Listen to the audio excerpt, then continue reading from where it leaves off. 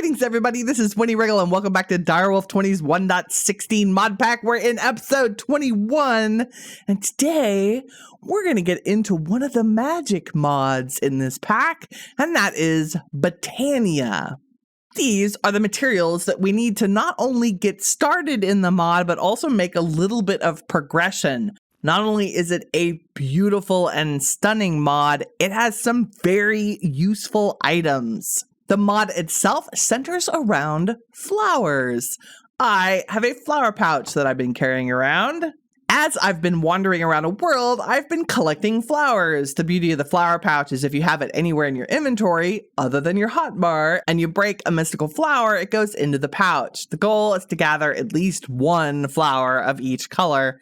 We've more than done that. Botania also has an amazing set of documentation housed in something called the Lexica Botania. The Lexica Botania covers everything from the basics, what Botania is, how to get started, the importance of mystical flowers and their functions, as well as all of the cool items that you can make with the mod. We are on the path to making runes, because runes are going to be crafting ingredients that we'll need to make some of the special items I'm interested in, specifically a Rod of the Lands and a Rod of the Shifting Crust. The Rod of the Lands lets you create dirt from mana, which is amazing, and the Rod of the Shifting Crust allows you to swap any block for another block type. At its heart, Botania is actually a technical mod that makes use of natural magic. And as I mentioned before, it is a beautiful mod, and a beautiful mod needs a beautiful setting to show it off. So through my own magic powers of editing,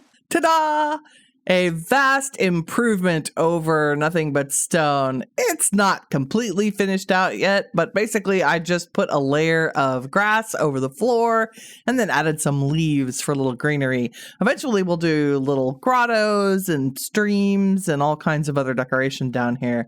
Let's run up to our project box and grab all the stuff we need to get started with Botania. So here is everything we need to get organized, get started, and craft the main things we need for Botania. Okay, the first thing we want to do is get a little organization going for us. I'm going to use some storage drawers to help us out with some of the materials that we'll need in order to make progress with the mod. First thing to know is that the mystical flowers are at the center of the mod. They are the beginning crafting item for almost everything in here. I gathered these walking around in our world. However, if you don't have enough of them, there's an easy way to propagate them. So we are running a little bit low on the mystical blue flowers. So let's take a look at those. If I put the blue flowers in my crafting grid, I get mystical blue petals. I can take those petals and right click on the ground, and you'll see that that grass block begins to sparkle. I've basically planted those petals. Now, if I take some bone meal and bone meal where I've planted the petals, I get a 2 tall mystical blue flower. And then if I use a pair of shears, I can harvest them. For my 2 petals, I got 2 mystical tall blue flowers, and they give me 4 petals each. So I've turned my 2 petals into 8. So you can easily propagate your flowers, right-clicking the flower into the block, using bone meal, and then using shears to harvest them. And now we have 40 mystical blue petals.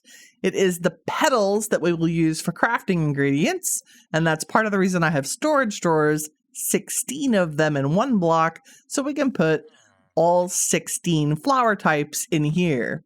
If you didn't collect flowers while you were wandering around the world and you need to get started with Botania earlier, you can. You can use something called floral fertilizer. It's a very simple recipe. It's bone meal with any 4 dye. You can even mix and match color. If you take floral fertilizer and right click on the ground, you get mystical flowers.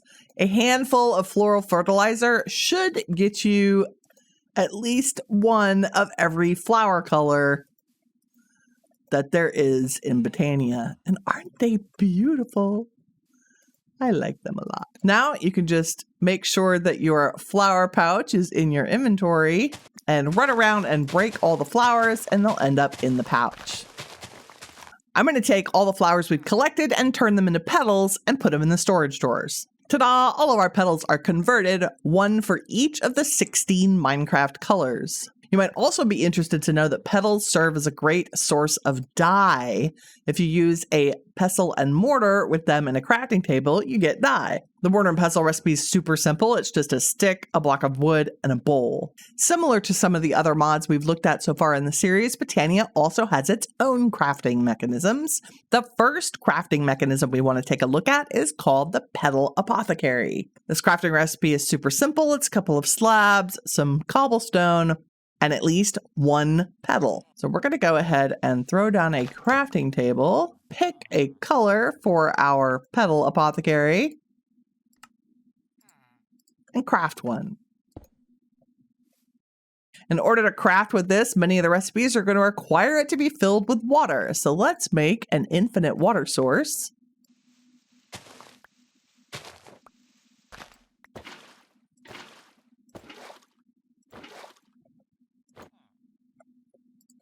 And it's easy to place water in the apothecary. Many of the other mods we've looked at produce and consume redstone flux or energy. Botania makes use of and has mechanisms for producing mana. So it is mana generation that we're interested in and the things that can produce mana for us when we first start out with Botania. We also want to take a look at some of the flora in Botania that do other things. One of the first examples of this is something called a pure daisy. So a pure daisy is something that you make in order to convert stone and logs into living wood and living rock. Those two items, living wood and living rock, are key crafting ingredients for the mod. If we look at the crafting recipe for a pure daisy in JEI, we can see it takes place in a petal apothecary, and we just need 4 white flower petals, along with some seeds as a catalyst. So we take 4 petals and drop them into the apothecary. I'm using the Q key, and then add a seed. Boom! And it consumes the water, the seed, and gives us a pure daisy. So if we set the pure daisy down in the ground, and we surround it with things like regular logs, and plain stone, if we give it just a minute, it converts the items to living wood and living rock. How cool is that? This conversion process is so important, I'm actually going to make another pure daisy. So we add water to our apothecary, the 4 white petals, and a seed. Now we have a second pure daisy. This allows me to use 1 to deal with the living wood conversion and the other to deal with the living rock conversion. And you can see that it's working because the sparkles are happening. Now that we know how to make functioning flora, the other thing we want to do is make sure that we've made one of the key tools for Botania, and that is the Wand of the Forest. The wand does 2 different things for us. It allows us to bind the flow of mana to different blocks, whereas the function mode allows you to actually rotate a block around the axis if you need it to point a different direction. The recipe's very easy. It's living wood twigs and a couple of petals. As you might imagine, making a living wood twig is as simple as putting 2 pieces of living wood in a crafting table. So gather yourself up at least 6 of these. So we need 3 twigs. And the other cool thing is that your Wand of the Forest is going to end up being the color petals that you select. So of course, I'm going to pick yellow and red. And there is my brand new Wand of the Forest. Woohoo! Now we can take a look at our Lexica Botania, and we have a new section available to us, and that is generating flora. So these first 2 flowers both have the ability to generate mana. One generates mana from coal, it's called an endoflame, or any other burnable item, and a hydrangea generates mana from water. The endoflame has a fairly simple recipe. It's 2 brown petals, 1 red, and 1 light gray, along with, of course, the water and the seed as the catalyst. And the hydrangea is just 2 mystical blue petals and 2 mystical cyan petals. First up, let's make an endoflame. 2 brown, 1 red, and 1 light gray. 2 brown, 1 red, 1 light gray. 2, 2, 2. And then we add a seed. Yay, 1 endoflame. Now let's make a hydrangea. 2 blue petals and 2 cyan petals. 2 blue, 2 cyan. 2 blue, 2 cyan. And a seed. Ta-da! A hydrangea! Now that we have made one of each type of producing flora, we need a mechanism for collecting the mana that these 2 flowers are going to produce. And we'll need 2 things to do that. We'll need a mana pool to collect the mana. We'll need a mana spreader to actually move the mana from the producing flowers into the pool. So let's start with our mana spreader, which is just living wood, gold, and any petal. Living wood, gold, and a petal. Mana spreader. Now let's make a mana pool. That's just living rocks, just like a boat. And in fact, because we have 2 different kinds of flowers, we'll need 2 different mana spreaders. So we'll make 1 more. Now we'll have a mana spreader to move mana from the hydrangea and a mana spreader to move mana from the endoflame, and they'll both be pointed at the same place, and that is the mana pool. Now we want to give the endoflame and the hydrangea the items that they need in order to produce mana. So in the case of the endoflame, it's very easy. It just needs coal or any other burnable block. So we can chuck a couple of coals at it. And you see it ignites. And if we hold our mana spreader, you can see that the mana pool is filling up with mana. That's very cool. When it's done consuming that block of coal, that flame will die out and you'll know to drop another one on it. You can, of course, automate this process. The hydrangea is a slightly different story. It basically needs an infinite water source nearby, because it will consume an individual block of water. So we're just going to use slabs and a couple of buckets of water. And as long as it's within 1 block of the water source, it should also begin producing mana. There we go. Okay, I had to break and replace the hydrangea to get it to talk to the mana spreader. So it will also randomly be consuming the water and producing mana, which goes into the mana pool. We can, of course, speed up this process by making more of these mana-producing flowers. Now we have 4 more endoflames. And we can give all of them some coal. And get out of the way so our magnet doesn't pick it up. Now we're producing mana 5 times faster. We can do the same thing with our hydrangea. I think we'll just make 1 more hydrangea.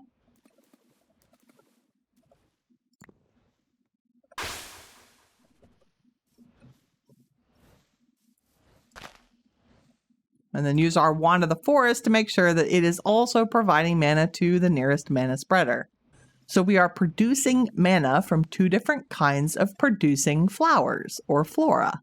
We will need this mana in order to do other crafting in the mod. I mentioned wanting to make a rod of the lands so that I could use it to create dirt from mana. Whenever I need to set down a dirt block, I can just use the rod instead of having to worry about dirt in my inventory. The crafting recipe for this includes a living wood twig and a piece of dirt, but also a rune. This one specifically is the Rune of Earth. If we take a look at the crafting recipe for this, we're going to need mana steel, mana powder, any mushroom, block of coal and a block of, it looks like stone or any substitute. We're also going to need a runic altar. The runic altar is not complicated. It's just living rock around either a mana diamond or a mana pearl. Mana steel, mana diamonds, and mana pearls are made by dropping the original item into a pool of mana and a conversion takes place. So let's create one of each now that we have a pool of mana. And you can see that the recipe will work. There's a green check mark that displays when you hold the item over the pool. So if we drop the pearl in there, we get a mana pearl. If we drop a diamond in there, we get a mana diamond. And if we drop our iron ingot, we get mana steel. Now we have the crafting ingredients we need to make the runic altar. And we'll go ahead and use the mana pearl for this. Now this runic altar is going to need access to the mana in that pool. So we'll need another mana spreader to move the mana from the pool to the altar to power it. And if we put this mana spreader one block away from the altar, it should be providing the altar with mana. Now that I've collected the ingredients, which include the mana steel, the mana powder, the mushroom, a block of coal, and a stone, we will also need one piece of living rock, just like we used a seed to be the catalyst to create the flowers in the Petal Apothecary. You need a piece of living rock to be the catalyst to create a rune on the runic altar. So we do the same thing. We just right-click the item onto the altar. And you can see it enters the crafting area.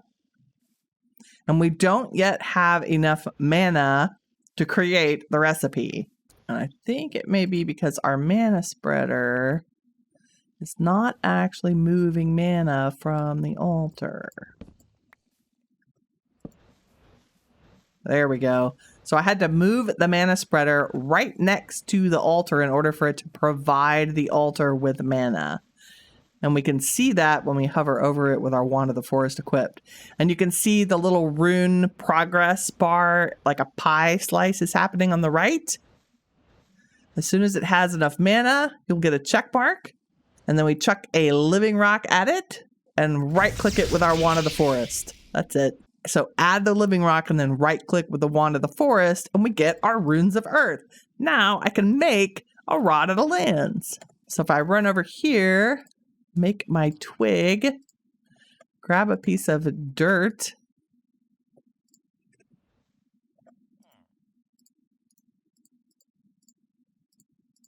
I can make a Rod of the Lands. Oh, that's very cool. Now, this does me no good without mana in my inventory. So now we need to make another important tool in the botanist tool belt, and that is a mana tablet so we can carry mana around with us. The mana tablet is just living rock surrounding either a mana diamond or a mana pearl. We still have a mana diamond from our conversion experiment, so now we have a mana tablet. In order to fill a tablet, you have to set it on top of a mana pool and then tell the mana pool to fill the tablet instead of the reverse. So I think if we drop this on top of the pool and take a look, you'll see the arrow down at the bottom says that it's taking mana from the pool to the tablet, which is great. So now we have a little bit of mana in our tablet. And as long as we have it somewhere on our person, it will use mana to create dirt. How great is that? Because of all the great things in Botania, this is one of my favorites. As a builder, this makes me so happy. Just my dirt stick. I know there are cooler, better things in Botania, but don't judge. I love my dirt stick. There is one more thing that we need to learn how to craft in order to make some of the other items in the mod, and that is an alchemy catalyst. This allows you to do some of the more complicated and useful conversions in Botania. So for example, you can turn beetroot seeds into melon seeds. You can turn glowstone into redstone. You can turn any flower into another variant. There's a whole cycle where you can cycle through the flowers. You can convert flint into gunpowder, wool into string. That's very useful. Cactus into slime, which we are actually going to use, as well as many other conversions. Here's pumpkin into cocoa beans in case you can't find a jungle. So an alchemy catalyst is just 2 pieces of gold, a mana pearl, some living rock, and a couple of brewing stands. I have a couple of brewing stands with me. We just need to create a mana pearl and a couple of pieces of gold.